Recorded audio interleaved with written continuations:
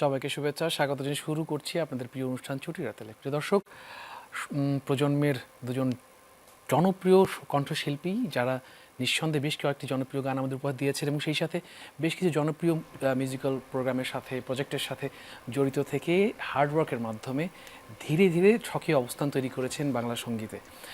নিঃসন্দেহে তাদের অনেকগুলো কথা শুনতে চাই, সেই সাথে শুনতে চাই তারা একটা স্বপ্ন দিয়ে শুরু করেছিলেন, সেই স্বপ্ন আজকে কতটুকু বাস্তবায়িত হয়েছে। এটা ছাড়াও বাংলা সঙ্গীত নিয়ে তাদের একটা কালেকটিভ একটা ওপিনিয়ন আজকে জানতে চাইব। আমাদের সাথে আছেন, আমার সবডানে রয়েছেন আমাদের সকলের প্রিয় অনন্যা, তারপরে হচ্ছেন খায়রুল ওয়াসি, তাবলা থাকবেন শ্রদ্ধেয় রবিদা, গিরা থাকবেন আমার বড় ভাই শামু ভাই এবং আরেকজন বড় ভাই কিবোর্ডে থাকবেন সজীব ভাই। আপনাদের প্রত্যেকে স্বাগত জানাই। প্রথমে অনন্যা, অনেক অনেক কংগ্রাচুলেশনস নতুন জীবনের জন্য। এবং কেমন আছেন? ভালো খারাপ দুটোর মাঝামাঝি, একটু অসুস্থতা নিয়ে আজকের অনুষ্ঠানে এসেছি। আমারও শরীরটা খুব বেশি ভালো নেই, বাট খায়রুলের হাসিটা দেখে, মানে আমাদের ওয়াসি ভাইয়ের হাসিটা দেখে মনে হচ্ছে উনি অনেক সুস্থ, অনেক ভালো আছেন। হ্যাঁ, আমি ভালো আছে। চিরাচরিত নিয়মে আমরা আসলে সবসময় আমাদের প্রত্যেকটা এপিসোডে একটা নাম দিয়ে থাকি, একটা টপিক নিয়ে কথা বলার চেষ্টা করি। আজকেও সেটার ব্যতিক্রম নয়। আজকে আমরা কথা বলতে চাই সুরে পথ চলা। আসলে নিঃসন্দেহে অনেক দূর পথ এগিয়ে এসছেন, আরও সামনে অনেক পথ আছে। একটু শুনতে চাই যে বর্তমান ব্যস্ততা নিয়ে আগে শুরু করি, তারপরে না হয় আমরা আস্তে আস্তে গভীর প্রশ্নের দিকে যাব। প্রথমে অনন্যা, কি নিয়ে ব্যস্ততা চলছে এখন? বর্তমানে রেকর্ডিং শোজ তো এখন একটু কম, তো কিছু কিছু লাইভ হচ্ছে টিভি চ্যানেলগুলোতে, সেগুলো নিয়ে আর রেকর্ডিংস এগুলো নিয়ে মোটামুটি ব্যস্ততা আর গানের পড়াশোনা সবকিছু মিলিয়ে চলছে আর কি, জীবনের মতো করে। ওয়াসি ভাই, আপনি বলুন। আমি সুরের সাথে রয়েছি এবং প্রতিনিয়তই নতুন গান, মৌলিক গান নিজের জন্য করছি এবং অনেকের জন্যই করছি। আমার এই যে চ্যানেল রয়েছে খায়রুল ওয়াসি, আমার একটা ব্যান্ড, ছোট একটা মানে দল আর কি গানের আমি করেছি আর কি, ওয়াসি উইং। তো এটি নিয়েই চলা, যেমন আজকে উইং, আজকে একটি গান রিলিজ হয়েছে, নারী পুরুষের প্রেম যুদ্ধ। মানে গানটি আমারই লেখা, শুরু করা, অলরেডি রিলিজ হয়েছে 3টায়। তো একটু ফানি, গানের মধ্যে ফান আর কি ব্যাপারটা এই। আর সিনেমার কাজ চলছে, প্রায় 4টা সিনেমার কাজ করছি আর কি, একটু একটু করে একটু জানতে চাই যে আপনি একটা ব্যান্ডের কথা বললেন, চমৎকার একটা নাম, যেটাতে উইং আছে, রাইট? তো একটু জানতে চাই যে আমি যতটুকু আপনাকে ব্যক্তিগতভাবে চিনেছি, যে আপনি মডার্ন সং ছাড়াও ব্যান্ড বা দল, এটার প্রতি আপনার একটা বিশেষ আকর্ষণ কাজ করে সবসময়। আসলে এটা কেন আসলে একটু জানতে চাই, যেহেতু আমি ব্যান্ড থেকে বিলং করি, সো আমার কাছে খুব ভালো একটা প্রশ্ন আপনার। আমি ছোটবেলা থেকেই আমার একটা স্বপ্ন ছিল যে আমার একটা মানে ইনস্ট্রুমেন্টাল টিম বা আমি এরকম থাকবে আমার। তো ওইখান থেকেই ওই স্বপ্নটাই যে থাকে না, যে আমার একটা গ্রুপ থাকবে, আমি যেখানে যেমন এরকম হয়, বাইরে শোতে গিয়েছি, আমরা যখন শো করতে যাই দেখা যায় যে শোতে আমি গান গাইছি ঠিক আছে, বাট আমার মন মতো আমার হচ্ছে না। যেমন শ্রদ্ধেয় মিউজিশিয়ান ওনারা বসে আছেন, তো গুরু পর্যায়ের আমি বলবো অবশ্যই লিজেন্ড, ওনাদের সাথে যে সঙ্গতটা, আন্ডারস্ট্যান্ডিংটা, এটা কিন্তু অন্য সময় দেখা যায় অনেক সাথে মিলে না। আর তখন না এত মন খারাপ লাগে, গানটা আমার কাছে মনে হয় কি যে আমার নিঃশ্বাস, সেটাই কষ্ট হয় যে আর একটু ভালো গাইতে পারতাম, এই সাপোর্টটা পেলে, এরকম হয়। তো হয় কি যে এই শোগুলো করা, তারপরে হচ্ছে নিজের কিছু মৌলিক গান উপহার দেওয়ার ক্ষেত্রে, কম্পোজিশনের ক্ষেত্রে, সেগুলোতে আমার মানে ছোটবেলা থেকে স্বপ্ন ছিল যে এরকম একটা কিছু করবো। বাহ, আমরা একটু শুনতে চাই। সেটা হচ্ছে যে আমি শুরুতেই বলেছিলাম যে একটা স্বপ্ন দিয়ে শুরু হয়েছিল। আসলে অনেকগুলো বছর পেরিয়ে গেছে, সঙ্গীত অনেক দূর এগিয়ে গেছেন আপনি এবং সবাই আপনাকে চেনে, আজকে বেশ জনপ্রিয় কণ্ঠস্বর আপনি। একটু জানতে চাই যে স্বপ্নটা দিয়ে শুরু হয়েছিল, এখন তো একটা বাস্তবতা সামনে এসেছে, এই স্বপ্ন এবং এই বাস্তবতার মধ্যে আসলে মিল বা অমিল কোনটা দেখেন আসলে? নাকি অনেকটা পূরণ হয়েছে?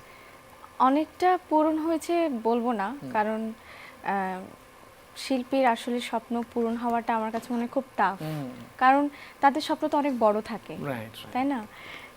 আমি হয়তো একটা স্বপ্ন দেখেছি, সেটার পূর্ণতা কবে পাবে সেটা অনেক বড় একটা বিষয়। তবে স্বপ্ন দেখতে ক্ষতি কি? স্বপ্ন দেখতে মানুষ ভালোবাসে, বিশেষ করে যারা শিল্পের সাথে জড়িত, তাদের স্বপ্নগুলো স্বপ্নবাজ হয় আসলে। প্রত্যেকটা স্বপ্নবাজ তো মানে আমার কাছে মনে হয় একটু অবাস্তব টাইপেরও হয়, একটু অবাস্তবও হয়।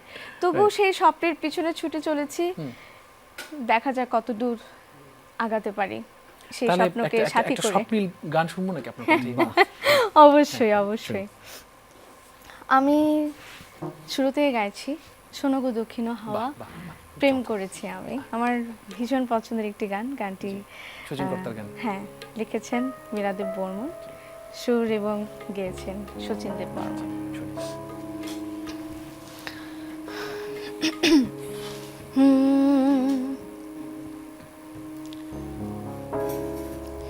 শোনো গো দক্ষিণ হাওয়া, প্রেম করেছি আমি।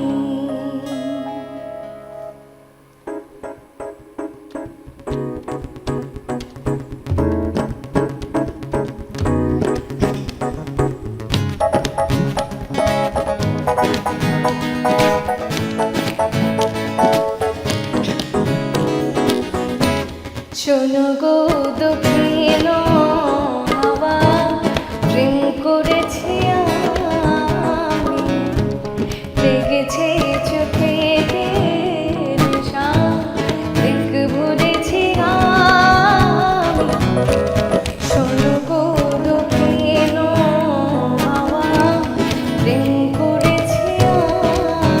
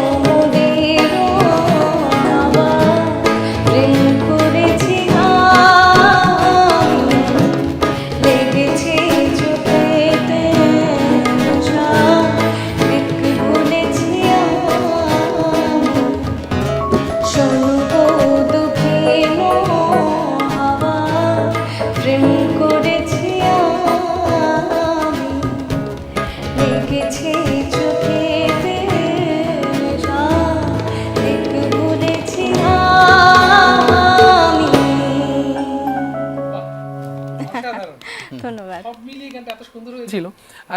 রবিদা এবং সমভাই সজীব ভাই, আপনাদের অসংখ্য ধন্যবাদ বিউটিফুল একটা মিউজিক্যাল অ্যারেঞ্জমেন্ট করার জন্য, এবং আপনি তো চমৎকার গান করেন সব সময়। যাক, খুব গান শুনতে ইচ্ছে করছে ভাই, একটু গান শুনে ফেলি আপনার কণ্ঠে, তারপরে আবার কথাই ফিরছি। হ্যাঁ, আমি গাইছি বরবাদ মুভিতে আমার সুর করা যে গানটি মহামায়া, এটা আমি গাইছি। চমৎকার একটি গান।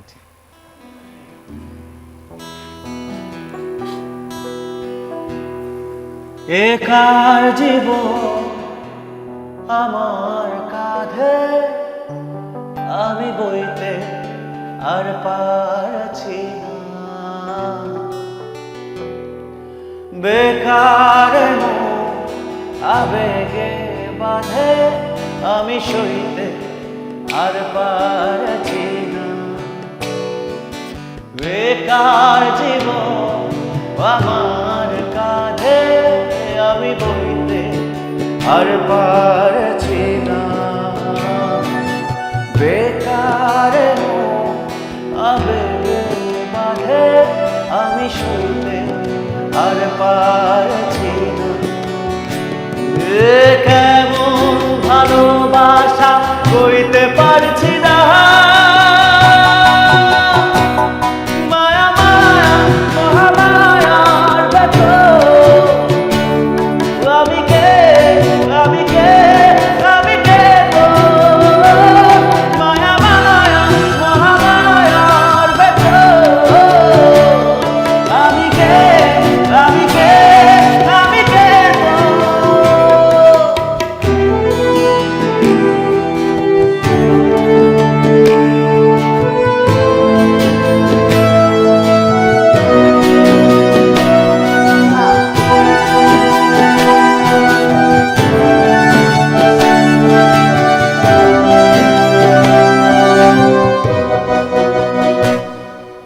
নেশাতে ডুবে গেলে দেখি তোর ছবি, দূর আকাশের চাঁদে দেখি তোর ছবি,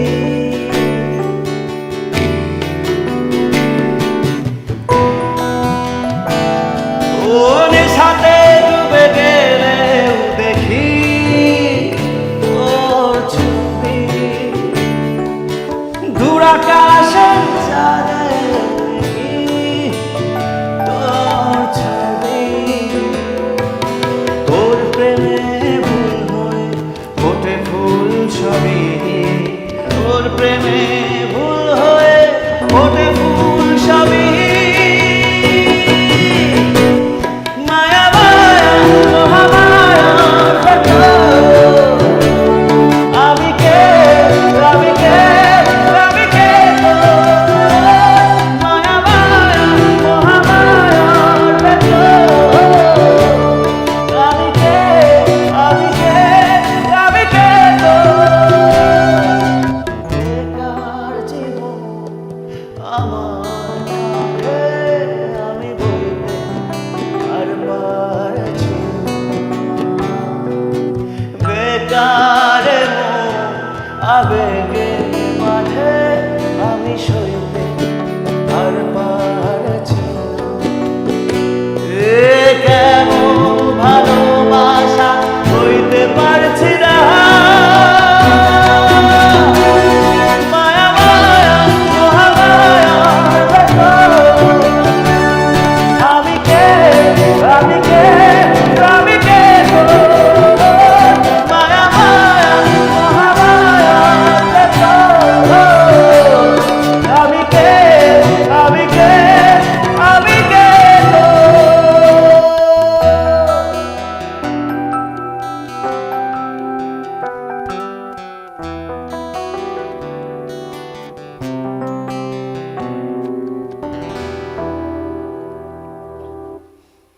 চমৎকার লাগলো, আর সত্যি কথা। আচ্ছা, দুজনের কাছে একটু একই প্রশ্ন করতে চাই, সেটা হচ্ছে যে অনেক প্রজেক্ট করেছেন, অনেক গান করেছেন, সিঙ্গেলস করেছেন, অ্যালবাম করেছেন, ফিল্মেও গান এসছে।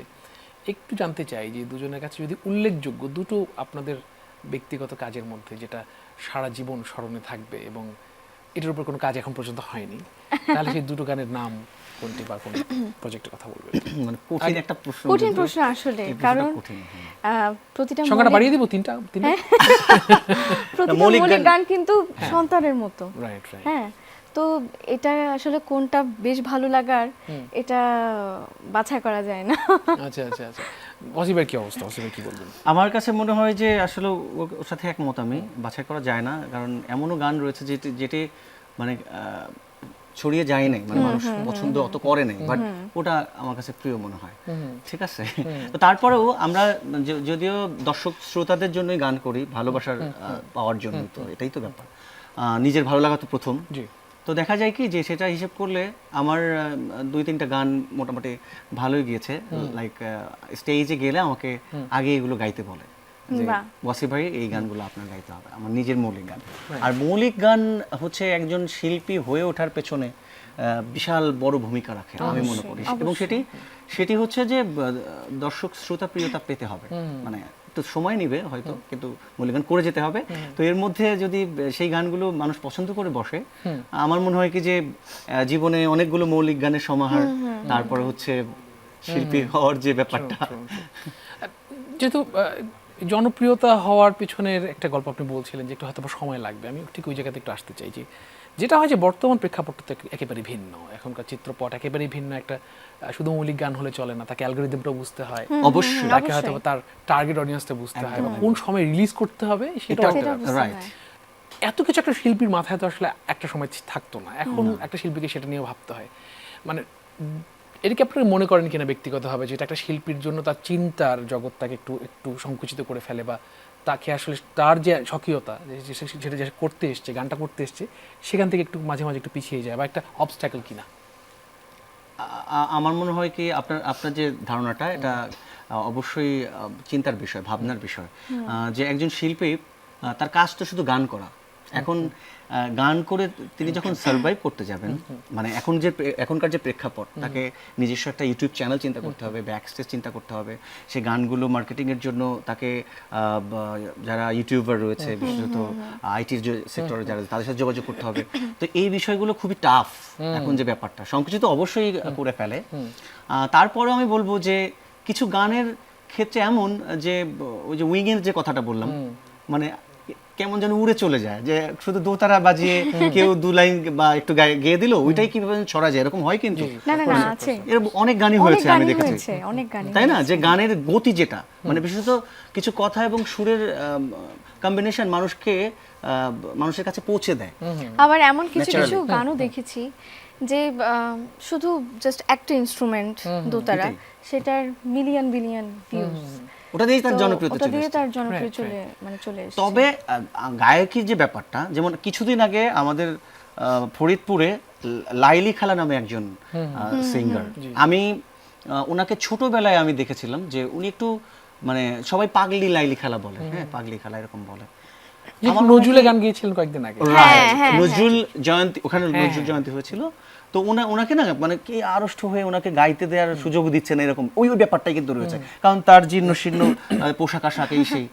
কিন্তু আমার কাছে এটা মনে হচ্ছে ভাইয়া, যে যিনি গাইতে পারেন, যার গায়কিতে একটা অন্যরকম কাঁচা টান, মাটির টান রয়েছে, উনি কিন্তু অনেক ভালো উচ্চারণ জানেন, কাজী নজরুল ইসলামের গান কিন্তু অনেক কঠিন ব্যাপারটা, কিন্তু উনি কিভাবে দেখেন এই সময় এসে, সেই কত আগের একজন মানুষ, আমি দেখি যে ওনার গান যেটাই যাচ্ছে সেটাই মানুষ এমন ভাবে দেখছে, মানে পাওয়ার অফ সোশ্যাল মিডিয়ার একটা ব্যাপার ওপর তো আছেই, তার গায়কই তো একটা ব্যাপার, কিন্তু তার গায়কই ভাই আমি অবশ্যই অনেক ভালো গান, আমি নিজে ওনার কন্টেন্টটাকে শেয়ার করেছি। মানে থাকে না কিছু মানে কণ্ঠ থাকে যেগুলো একদম মনে হয় যে মাটির একটা বিষয়, আবার এমনও গান রয়েছে ভাইয়া যেটাতে এক রাতে 10 মিলিয়ন হয়েছে ভিউজ, হ্যাঁ, কিন্তু সেই গান বা তার গায়কী মানুষকে মুগ্ধ করছে না।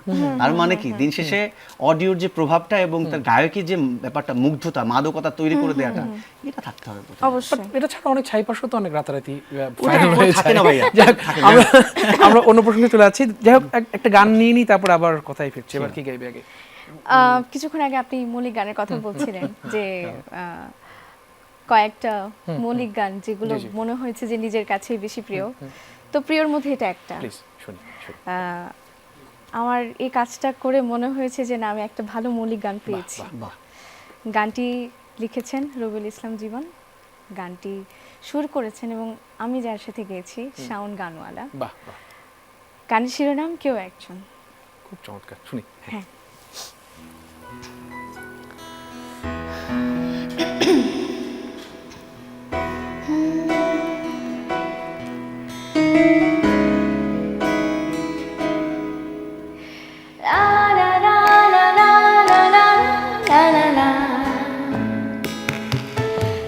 La la la la la la la, hey hey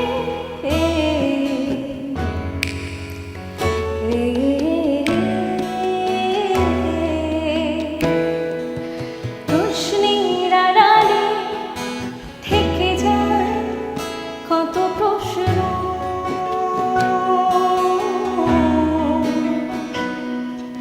স্বপ্নের আড়ালে ঢেকে যায় কত স্বপ্ন,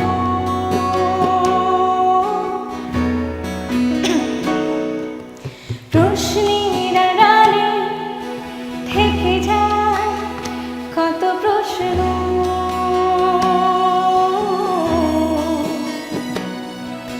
স্বপ্নের আড়ালে ঢেকে যায় কত স্বপ্ন,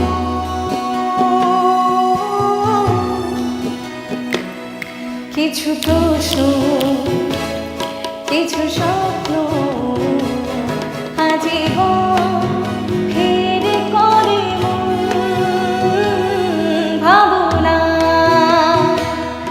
ওপারে থাকে সবারই কেউ একজন, ভাবনা ওপারে থাকে সবারই কেউ একজন, না না না না না না না না না দের না না।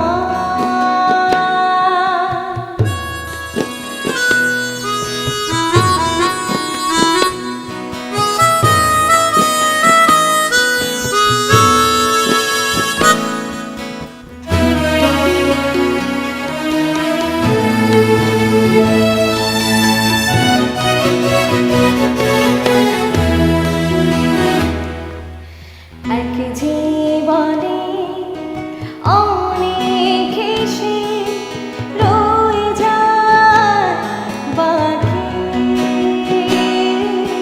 তবু মানুষ দূর আকাশে খোঁজে সুখ পাখি,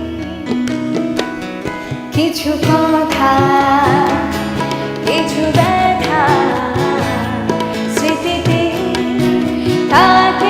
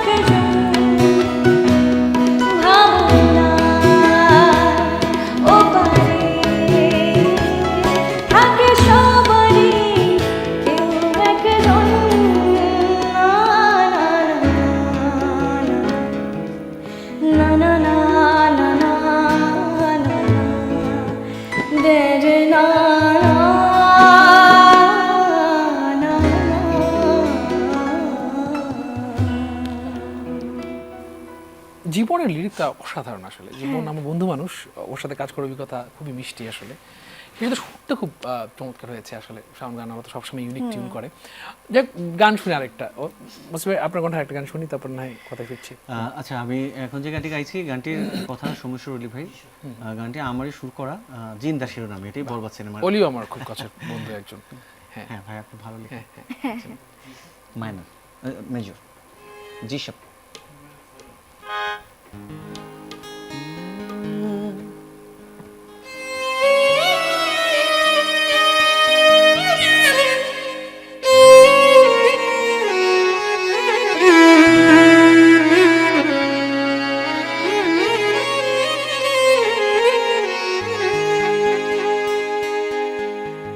আমার মন কাঁদে কোন অপরাধে, কত নিন্দা মাখি,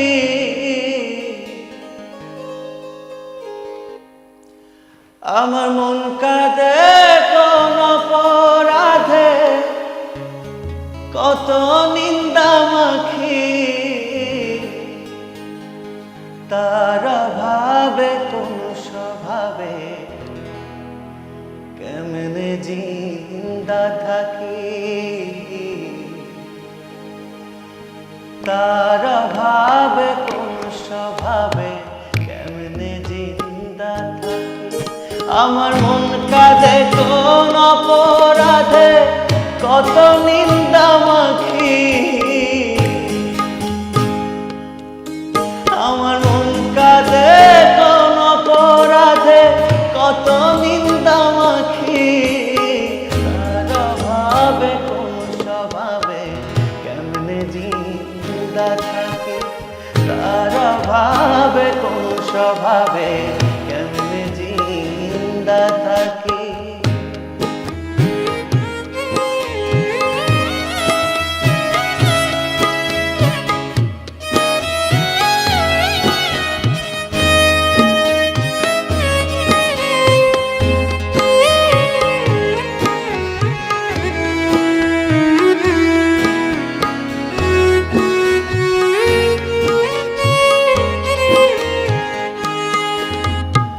এখনো তার জন্যে আমার প্রেমে বিন্দায় আখি,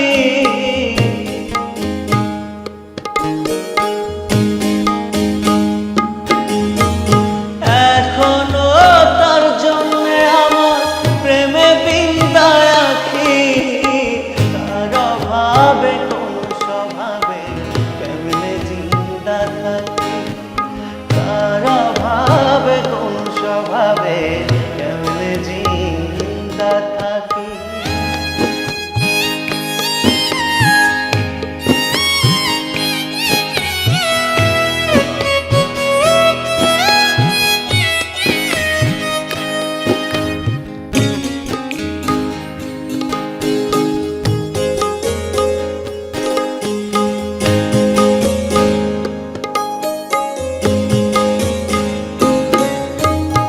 এখনো তার জন্যে আমার প্রেমে বিন্দায় আখি,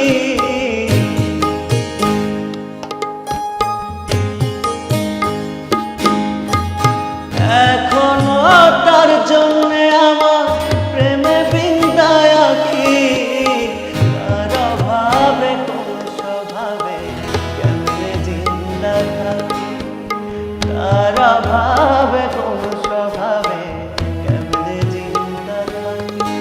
আমার মন কাঁদে কোন অপরাধে, কত নিন্দা মাখি,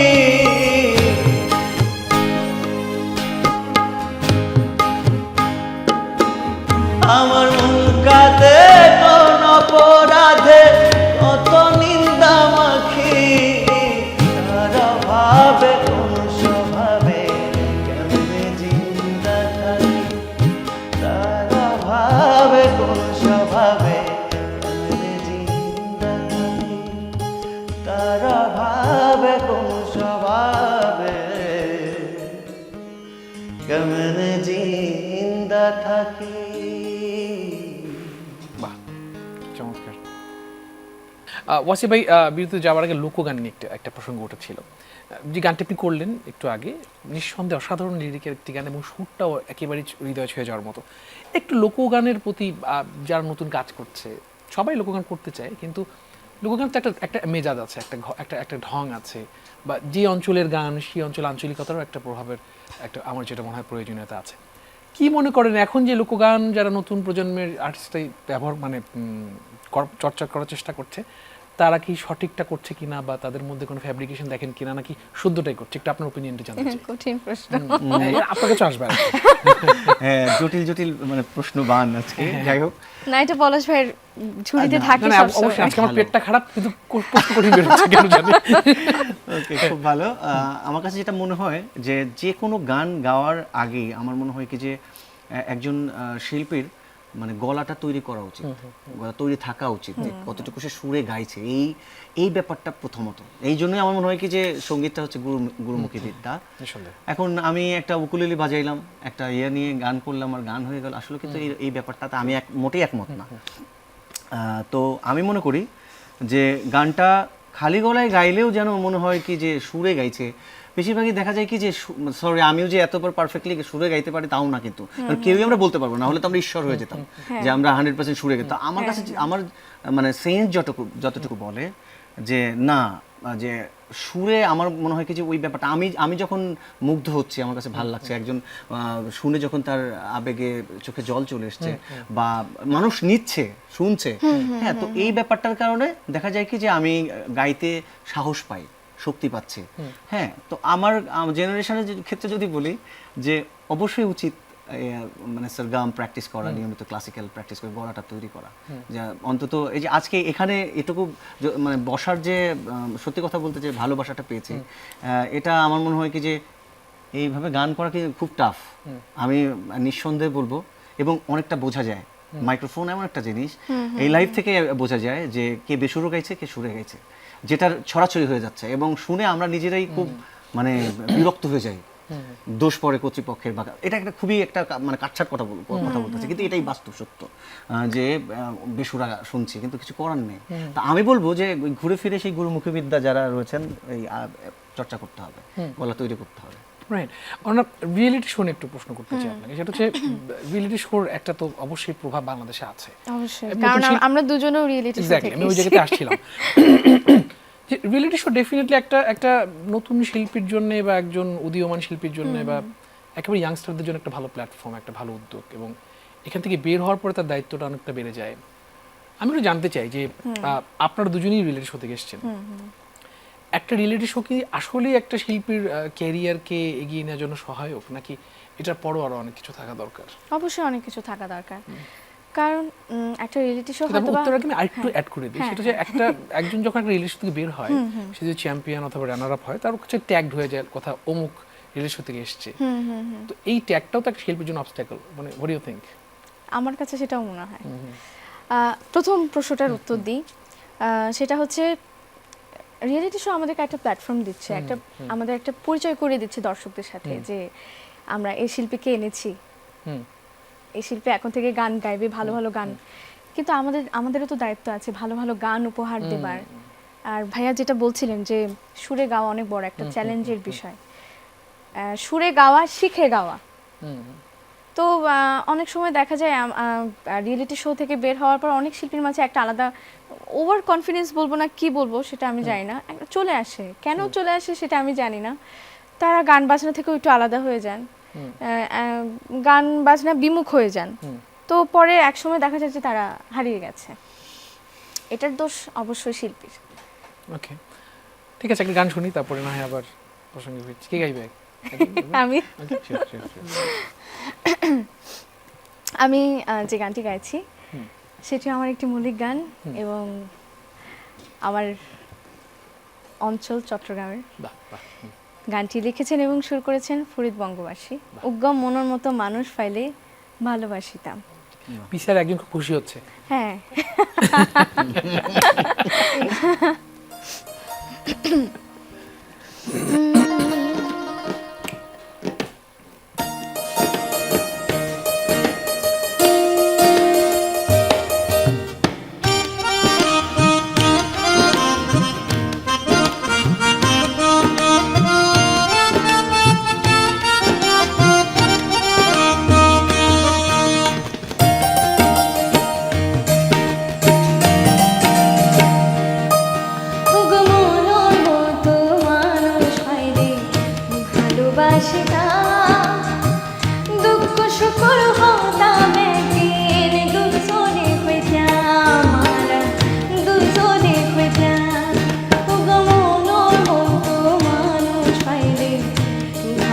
ভালোবাসিতা দুঃখ সুখ হতাম একদিন দুজনে হইতাম আমরা দুজনে হইতাম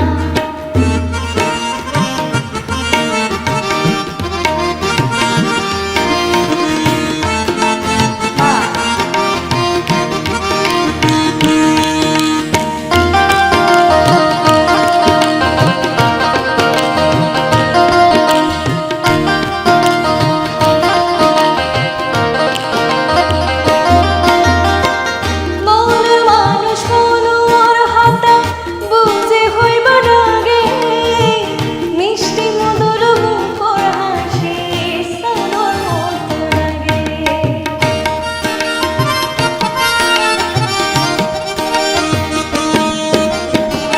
মন মানুষ মনোর হাতা বুঝে হইবা রাগে মিষ্টি মধুর মুখর হাসি সানোর মতো লাগে হার হয়ে মনো কথা হার বুঝাইতা হার হয়ে মনো কথা হার বুঝাইতা দুঃখ সুখ হতাম একদিন দুজনে হইতাম আমরা দুজনে হইতাম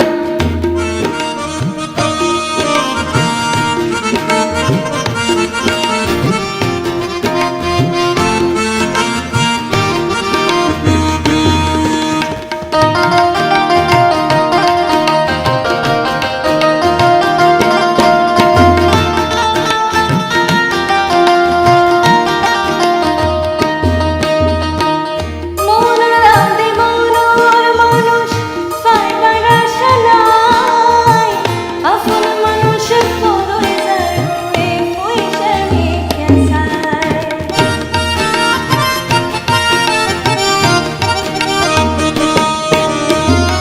মনোর দান্দি মনোর মানুষ পাইবার আশা নাই আপন মানুষের পরই যায় হয়ে পয়সা নিয়ে যায় And Johnny looking good from home, I know for sure. And Johnny looking good from home, I know for sure. দুঃখ সুখ হতাম একদিন দুজনে হইতাম আমরা দুজনে হইতাম ওগো মনোর মতো মানুষ পাইলে ভালোবাসিতাম দুঃখ সুখ হতাম একদিন দুজনে হইতাম আমরা দুজনে হইতাম ওগো মনোর মতো মানুষ পাইলে ভালোবাসিতাম দুঃখ সুখ হতাম একদিন দুজনে হইতাম আমরা দুজনে হইতাম দুজনে হইতাম আমরা দুজনে হইতাম চমৎকার, অসংখ্য ধন্যবাদ। ধন্যবাদ। শ্যামভাইও অবশ্যই খুশি হয়েছেন অঞ্চলের গান। আমি খুব বেশি লিখতে বুঝিনি, কিন্তু মনে হচ্ছিল যে একটা বিরহের গান। একটু যদি বিরহের গান। এটা যদি একটু ট্রান্সলেশন অথবা আমাদের ভাষায় যদি একটু বলতেন। উগ্র মনের মতো মানুষ পাইলে ভালোবাসিতাম, মানে একটা মনের মতো মানুষ। এতটুকু বুঝেছি। আচ্ছা আচ্ছা, তাহলে লাস্টের অন্তরটা একটু বোঝাই, জি, এটা please, please. এটাই সবচেয়ে interesting. The climax of the song. হ্যাঁ, মনুর দাম দি মনুর মানুষ পাইবার আশা নাই, আফন মানুষ পরই জারগই ফুইসের মিক্কা চাই। অর্থাৎ মনের দাম দিয়ে মনের মানুষ মানে পাবার আশা নাই, আর আপন মানুষ পর হয়ে যাচ্ছে মানে পয়সা টাকা পয়সার দিকে চেয়ে। এন জানিলে কিওর প্রেমত আই ন পড়তাম, মানে এমন জানলে আমি কারোর প্রেমে পড়তাম না। চমৎকার। অজিব, আপনি যে বলছেন ফরিদপুর, ফরিদপুর তো নিঃসন্দেহে এমন একটা, আমি বলবো হাব, অনেকগুলো জায়গার সুন্দর একটা মেলবন্ধন হয় ওখানে সঙ্গীতের ক্ষেত্রে। যদি আমি বলি একটু আঞ্চলিক, আপনাদের ওই অঞ্চলের লোকসঙ্গীতের কথা একটু আমাদের একটু জানা ছোট্ট করে, যে সেটা আপনার ক্যারিয়ারকে কতটুকু প্রভাবিত করে, সেই সাথে বাংলা সঙ্গীতে লোকসঙ্গীতে কন্ট্রিবিউশনটা আপনাদের ওই অঞ্চলের এটা কীরকম? ফরিদপুরে যদি বলি যে মানে বিখ্যাত যে সঙ্গীতটা রয়েছে, মানে ধুয়ো গান, ধুয়ো বা ধোয়া এরকম একটা গান রয়েছে, যেটি নিয়ে আমি কাজ করছি। আর মোটামুটি আমারই চাচা, আপন চাচা, ওনারাই এই গানগুলো গাইতেন। তো তাদের কাছ থেকে গানগুলো তুলছি আর কি। সেই গানগুলো আমার কিছু গান নিজেরও কম্পোজিশন করা রয়েছে, সুর করা রয়েছে, গাওয়া রয়েছে, সেগুলো মোটামুটি নিয়ে আসবো আস্তে আস্তে। যেমন আমার আইলো টালের কাল, থরে কম্প হাল, এরকম একটা টালের যে বিষয়টা, মানে শীতের আমাদের অঞ্চলে শীতকে টাল বলে, তো এরকম গান রয়েছে, একটা একটা করে চেষ্টা করছি আনা।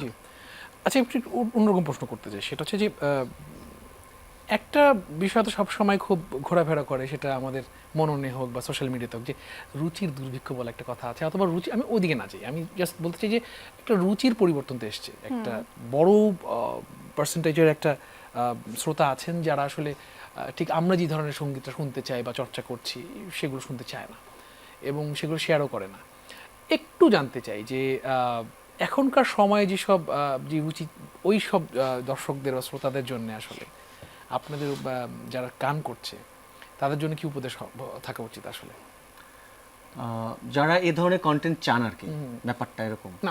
আমি জাস্ট যেটা জানতে চাই যে একটা নতুন শিল্পী, সে তো অনেক কিছু বুঝবেন, আপনি যেহেতু সিনিয়র একজন, অলরেডি বুঝে ফেলেছেন অনেক কিছু, অনন্য এবং আপনি দুজনই, আপনাদের পরেও তো একটা জেনারেশন আছে যারা সঙ্গীত চর্চা করার চেষ্টা করছে, তারা তো মাঝে মাঝে একটু খেয়ে হারাই ফেলতে পারে যে আমি আসলে কোন দিকে যাব, এই গানটা নিচ্ছে না, তাহলে কি আমাকে ওই দিকে যেতে হবে কিনা, তাদের যে ঢঙের গান তারা শিখে এসছে সেখান থেকে বেরিয়ে সেখানে যাবে কিনা, তাদের জন্য দিক নির্দেশনাটা কি হতে পারে? আমার একটা দিক নির্দেশনা হচ্ছে যে একজন শিল্পী সবার পছন্দ হতে পারে না, তার গান, মানে আমার কাছে মনে হয় কি গান ক্লাসিফিকেশন করে ফেলে যে হচ্ছে যে শ্রোতার, যে আমি যে যেমন ও একটা গান গাইলো এখন, যে গানটি, এই গানটি চট্টগ্রামের হচ্ছে আঞ্চলিক গান, তো মানে অন্য অঞ্চলের মানুষ নাই পছন্দ করতে পারে, এরকম তো হয়ে যায় যে যেমন আমি এখন ফরিদপুরের গান গাবো, আমার অঞ্চলের মানুষই বেশি পছন্দ করবে, অনন্য তোমার অঞ্চলের মানুষ বেশি পছন্দ করবে, ব্যাপারটা এমনই হয়। তো আমি বলবো যে গান করে যেতে হবে, তবে দিন দিন শ্রোতারা কিন্তু শিক্ষিত হচ্ছে,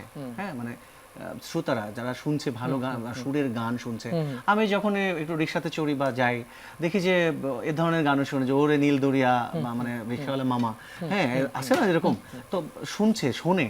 তো আমাদের করতে হবে কি যে পরবর্তী জেনারেশনের ক্ষেত্রে আমার যে মতামত, গান করে যেতে হবে, তার সেটা যে যেখানে, তবে এটা ঠিক যে গানের মাধ্যমে যেন কোনো অশ্লীলতা বা কোনো কিছু না ছড়ায়, এটা আমি মনে করি যে মেসেজ থাকে কোনো। খুব বেশি সময় নেই, চলে যেতে হবে।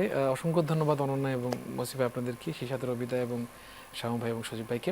আমরা যেতে যেতে শেষ গান শুনতে চাই কার কণ্ঠে? মসিফ ভাই। Ananya, thank you so much. Thank you Palash ভাই। যদি এক কথায় কিছু বলতে চান সেটা দর্শকদের উদ্দেশ্যে। বেশি বেশি করে বাংলা গান শুনুন, এবং শুধু বাংলা গান শুনলে তো চলবে না, যে গানগুলো আসলে প্রকৃতপক্ষে আমাদেরকে নাড়া দেয়, মানে থাকে না কিছু ভালো গান, বলবো যে ভালো গানের সাথেই থাকুন, এটাই হচ্ছে আমাদের একটা আশা। আর আমাদের জন্য অনেক অনেক প্রার্থনা করবেন যেন ভালো ভালো গান আপনাদের উপহার দিতে পারি। Thank you so much. দর্শক, এই ছিল আমাদের আজকের আয়োজন। আশা রাখছি আয়োজন ভালো লেগেছে। দেখাবো সামনের সপ্তাহে নতুন কোনো আয়োজন নিয়ে। ভালো থাকুন, সুস্থ থাকুন। শেষ গান ওসি ভাই। আমি এই গানটি গাইছি, গানটির কথা সৈয়দ জুয়েল আর ক্রাশ নাটকে আমারই সুর করা, পারিসা শিরোনামে। ওই কথাই বলছিলাম যে আমি পারিসা যখন সুর করি, কম্পোজিশন করি, তখন আমি ভাবিনি যে এভাবে আমার একটা জেনারেশন তৈরি হবে যারা আমার এই গান মানে গাওয়াবে আর কি, স্টেজে বা সব জায়গায়। তো আমি এই গানটি গাইছি।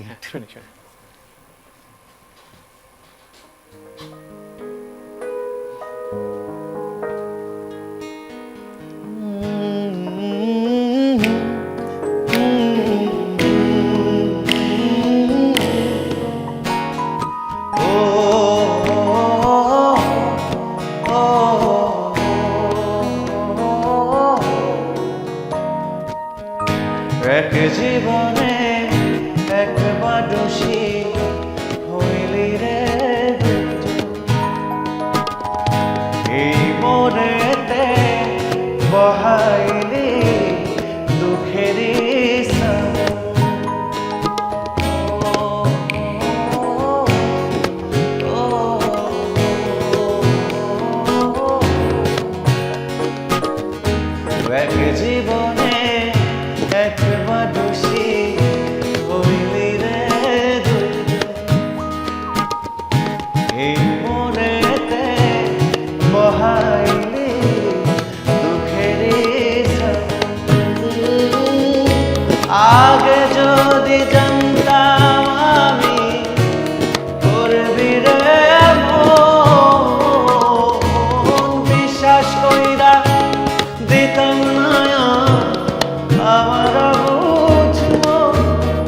परिसा रे परिसा तो पलटे গেছে মন परिसा রে परिसा तो এ কি